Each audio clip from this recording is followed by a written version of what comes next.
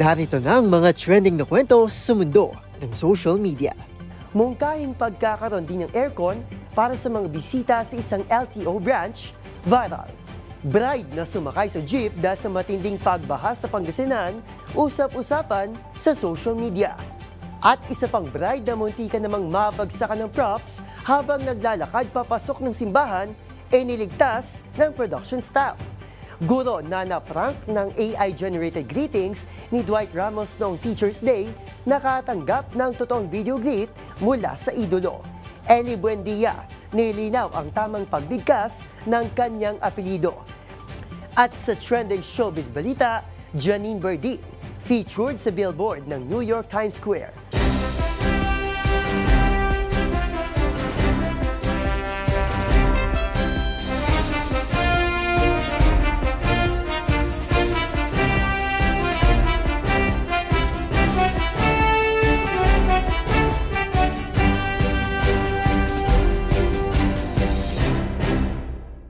Iba't ibang mga nagva-viral na kwento na naman ang ating pag-uusapan. Mga trending sa social media na tiyak hindi lang nakakaaliw, kundi maring kapulutan din ng aral at kuminsan ay makabagbag damdamin din.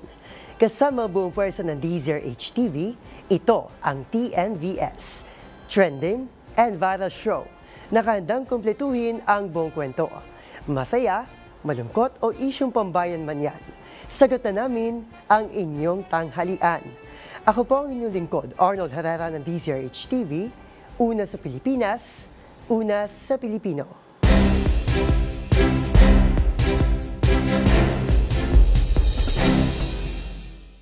Para sa ating unang trending story, karaniwan para sa mga opisina, pribado man o publiko, ay ang hindi pagkakaroon ng air-conditioned room para sa mga nasa waiting area at sa halip ay malaking electric fan lamang ang inilalagay.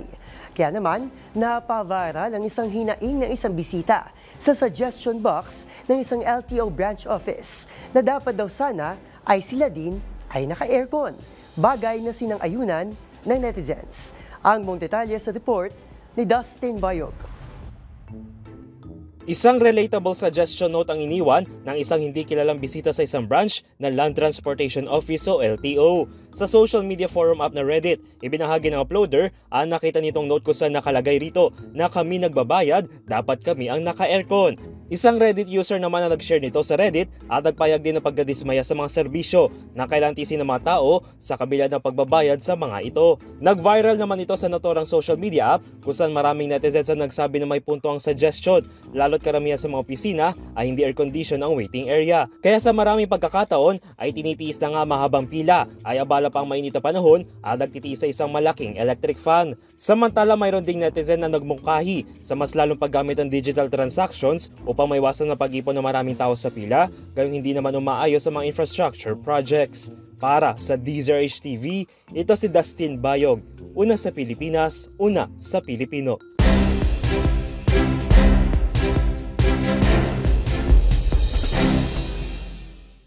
Para sa ating next viral story, isang pagbaha sa mga malalaking suliranin ng bansa na siyang naging sagabal sa buhay ng maraming Pilipino. Gaya na lamang ng isang kasal sa Pangasinan, kung saan muntik pang maantala ang nakatakdasa ng pag-iisang dibdib sa simbahan dahil sa baha. Pero on time pa rin dahil sa tulong ng umano'y bridal jeep. Kung bakit, panoorin yan sa report ni James Galange. Perwisyo para sa maraming Pilipinong iba't ibang sakuna, gaya ng lindol, bagyo at lalo na matinding pagbaha. Pero sa tagpong ito, hindi naging sagabal ang baha sa Dagupan City para lamang matuloy ang nakatakdang kasal sa isang simbahan. Paano ba naman kasi ang bride at ibang guest sa nasabing kasal, imbis na maging service ng kotse o na magagarang sasakyan, sa jeep na lamang sumakay? Nothing beats a Jet2 holiday. And right now, you can save £50 per person. That's £200 off for a family of 4. We've got... Ayon sa uploader na si Ella, hindi kakayanin ng mga sedan o ng mga SUV ang daan dahil sa taas ng baha. Pero dahil kailangan masunod ang oras ng kasal, ito nila ang kanilang naging alternative service. Anya, hindi naman na late sa kasal ang bride at nagpasalamat pa ito sa obispo nag-officiate ng sakramento May layo lamang ang pinanggalingang hotel at ang simbahan ng Santuario de San Juan Evangelista ng halos 30 minuto, ngunit dahil sa lalim ng baha, hirap pa rin ang mga motorista na makadaan. Habang hindi na rin pinalagpas ng uploader na manawagan sa gobyerno na magsagawa ng agarang aksyon upang hindi na maulit ang umano'y hindi malilimot ang pangyayaring ito sa ibang tao. Samantala, umakot ng naturang video na mahigit 14,000 views at mahigit 300 reactions sa TikTok. Para sa DZRH TV, ito si James Galange, una sa Pilipinas, una sa Pilipino.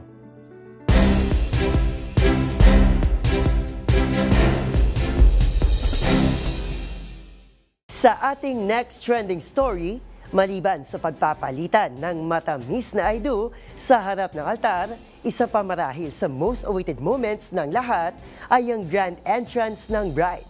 Gaya ng eksena na tampok sa isang viral video na mabilis nag-viral matapos makaranas ng tila superhero moment ang isang bride na muntikan ng mabagsakan ng props habang naglalakad papasok ng simbahan. Ang nakakakilig na eksena yan, tutukan sa aking report. Nagmistulang eksena sa pelikula ang grand entrance ng bride na ito.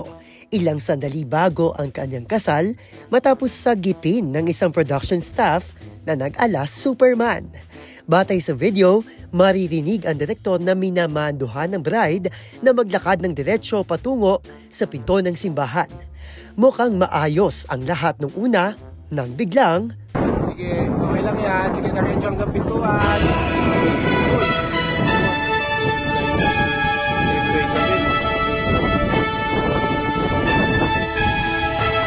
Nang dahil sa malakas na hangin, aksidenteng natangay ang floral backdrop na nakasandal sa kaliwang poste ng simbahan at saktong babagsakan ang bride. Mabuti na lamang at alerto ang production staff na si Sian at agad kumaripas ng takbo mula sa labas ng camera frame at lumundag sa wedding gown para iligtas ang bride mula sa props. Saktong-sakto rin ang pagpan ng kamera na parabang planado talaga na simulat sa pool ay may sasagip sa babae, ala pelikula. Hindi na nga nadumihan ng gown na iligtas pa ang bride.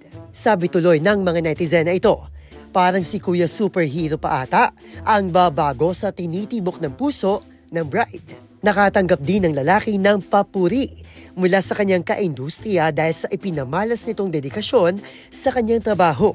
Lalo't malinaw na nagpakita ito ng pagpapahalaga sa bride. At kung nakita raw ito ng groom, siguradong may extra 5K raw ito dahil sa ipinakita nitong kabayanihan.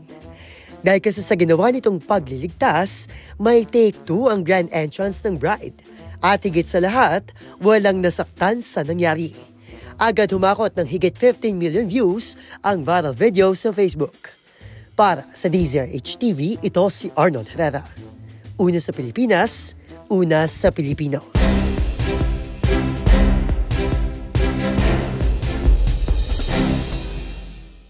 Sa ating sunod na istorya, kamakailan, marami ang naaliw sa video na isang guro na ito na naprank ng kanyang mga estudyante sa video greetings ng kanyang idolo na si Dwight Ramos na AI-generated lang pala. Pero matapos mag-viral at mapansin ng mismong nobya ng basketball player, aba, nagkatotoo na ang video greetings para kay teacher. Ang nakatutuwang tagpong yan, panoorin sa report ni Rovic Manuel. From AI to real life, kasabay ng kaliwat ka ng pakulo ng mga estudyante na isurpresa ang kanilang mga guro para sa pagdiriwang ng Teacher's Day, aba, may kakaibang naisip ang mga mag-aaral na ito. Dahil idolo ng kanilang guro ang basketball star na si Dwight Ramos, naisipan nilang gumawa ng isang video greetings mula rito gamit ang Artificial Intelligence o AI. At hindi naman nag-fail ang kanilang surprise/prank. Kita kasi sa video ang sobrang pagkagulat ng guro na napatalon pa sa kilig nang marinig at mapanood ang pagbati nito sa kanya.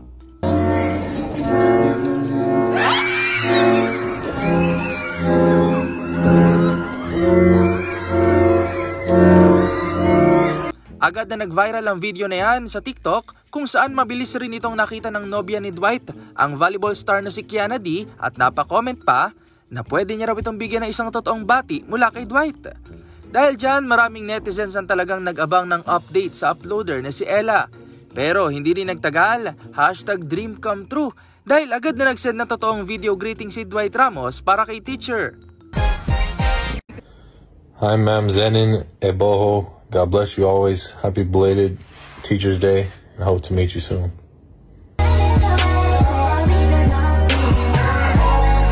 Pinuri naman ng netizens ang ginawang ito ni Dee para sa fan ng kaniyang partner. Biro naman ang ilan dahil best moment ito ni Ma'am, panigurado ay exempted at cancel ang exam. Sa ngayon, humakot na ng higit 8 million views ang surprise video na yan sa TikTok, habang higit 5 million views naman sa totoong video greetings ni Dwight para kay teacher. Para sa Deezer HTV, ito si Rovic Manuel, una sa Pilipinas, una sa Pilipino.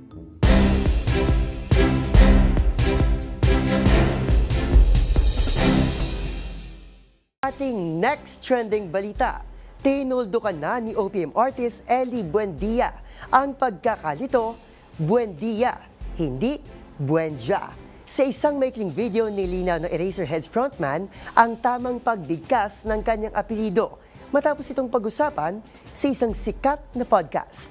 Ang kailang reaksyon ng huling El Bimbo hitmaker sa report ni Millie Borja. Tinapos na ng OPM star na si Ellie Buendia ang matagal ng paggalito sa pagbigkas na kanyang apelido. Matapos pag-usapan sa isang sikat na podcast ngayon na Dog Show Divas kung paano nga ba tamang bigkasin ang Buendia. Direktang naglabas ng video ang Eraserheads frontman upang linawin ang usapin.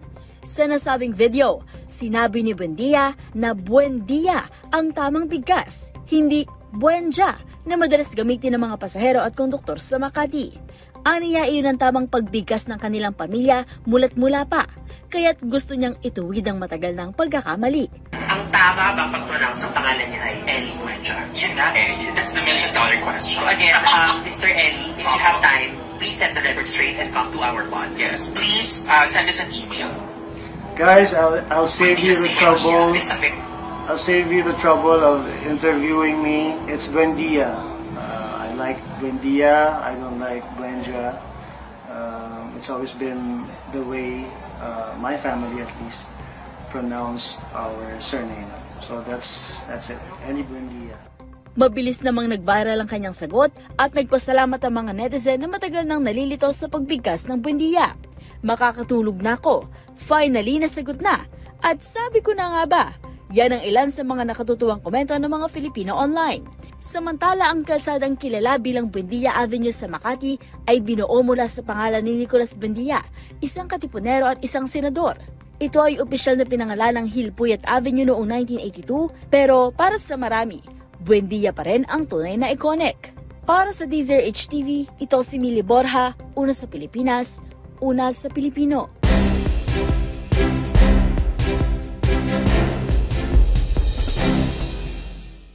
Sa mundo pa rin ng showbiz, sa mundo ng OPM. Muli na namang bumida sa digital billboard ng iconic Times Square sa New York City, ang singer na si Janine Bardin. At kung series naman ang pag-uusapan, para sa mga tumutok sa Korean reality show na Physical 100, tiyak lalo kayong mahuhook dahil this time may mga atletang Pinoy na kasali sa Physical Asia. Kabilang na riyan ang pambansang kamao na si Manny Pacquiao. Narito ang report ni Showbiz Angel. Featured sa digital billboard ng New York Times Square ang OPM singer na si Janine Bardin. All smiles ang situationship hitmaker nang masilayan ng billboard tampok ang kanyang debut album. Nagpaabot naman ng pasalamat ang Cebuana singer-songwriter sa Spotify Philippines at syempre special mention din sa post ang kanyang pamilya. Magunita na taong 2022 nang unang ma-feature sa billboard ng Times Square si Janine bilang bahagi ng equal campaign ng streaming platform na Spotify. Unang nakilala si Janine Bardin ng itanghala Grand Champion sa singing competition na tawag ng tanghala noong 2018. Samantala, sa iba pang balita, ilang linggo na lang at mapapanood na si pambansang kamao Manny Pacquiao sa Netflix reality show na Physical Asia. Bukod sa dating senador, kabilang din sa Team Philippines ang weightlifter na si Ray Jefferson Querubin, CrossFit athlete na si Lara Lorraine Liwanag, at mga national athlete na si Mark Mugen Team Sambo, Justin Coveney Team Rugby player, at Robin Lauren Brown Team Hurdler.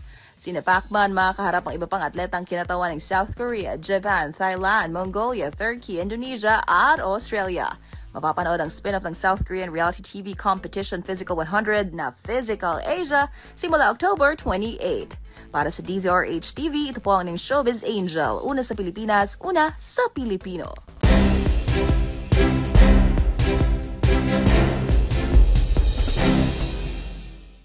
At yan ang mga kwentong kinagiliwan, pinusuan at gumawa ng ingay sa social media. Kung meron din kayo mga katulad na istorya ay i-share nyo na yan sa ating comment section o di naman kayo itag nyo kami sa TikTok at DZRH News. Maraming salamat po sa inyong patuloy na pagtangkilik sa ating programa. Gusto ko rin pasalamatan si Millie Borja na humalili sa aking programa sa loob ng maraming araw dahil po sa aking munting karamdaman. Magkita-kita tayo muli bukas para malinghimayin, tuklasin at buuin ng mga detalye para kapag nakita mo ang viral video na may nag-share, ikaw na mismo ang magdaragdag ng mga impormasyong nalaman mo sa TNVS, Trending and Viral Show. Mula sa kauna-unahan sa Pilipinas, DZRH, ako po si Arnold Herrera. Una sa Pilipinas, una sa Pilipino.